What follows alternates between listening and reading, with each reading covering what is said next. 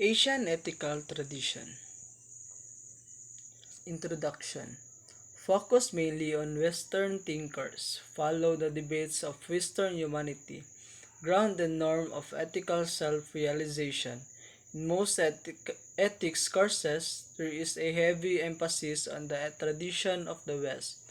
So, the ethical way of thinking of the Filipino has always been influenced by the ancestors. For instance, we have been told that when a person did something wrong, he or she will face the consequence of karma.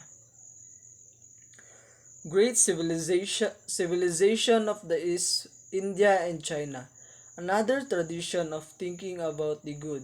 Many people in the Philippines are deeply influenced by or have great commonalities in their way of, of ethical of thinking with this tradition.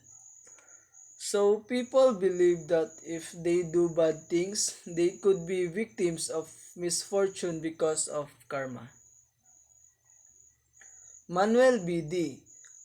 Identifies five common themes which can be drawn from the great Asian spiritual and intellectual tradition.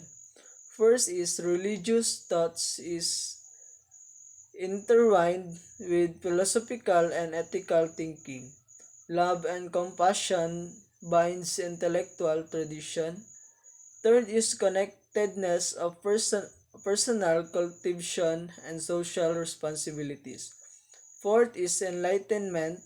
Fifth is great teachings offer path of harmony with oneself, with others, with, with nature, with a transcendent. The Vedas and Upanishads. Vedas, some of the oldest philosophical writings in the world. Series of hymns to the most ancient god are poetic articulation of the structure and meaning of the universe. There is a family of God for whom the hymns are composed. Direct revelation that speak of the most sacred knowledge about the world, its creation and the principle of reality. Rita is the foundational principle of all things.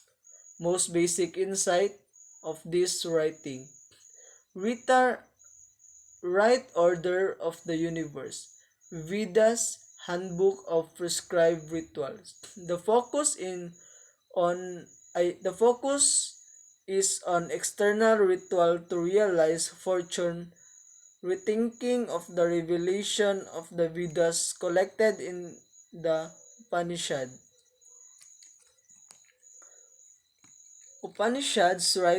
Writers seek to understand the fullness of human becoming. Samsara or reincarnation is the idea of being born repeatedly in different form of life. Karma wherein the action of persons have just consequences. The duty that one has based on one situation or station in life, dharma. To achieve moksha, one must come to the insight that all things are one in Brahman. In Brahman, all things that exist are from the Brahman, and ultimately all things return to the Brahman. Moksha, or the state of enlightenment that liberates persons from the cycle of birth and rebirth to a state of stillness and rootedness in the eternal. All is Brahman, Brahman is Atman. Atman is Brahman, Atman is the self that underlies all being. It is the eternal self, which is all ourselves. A good human life is one of purification.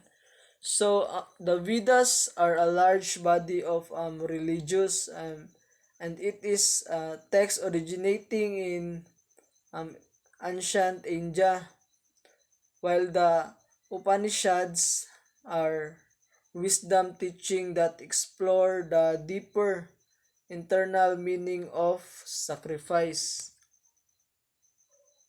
So Buddhism, born from the enlightenment of Gautama Buddha, Buddha sought from sought the meaning of existence when he realized that human life is suffering. Chatvari Arya Satyani, the fourth truth, suffering or dukkha, is the first, wherein the cycle of death, life, and rebirth there is constant suffering.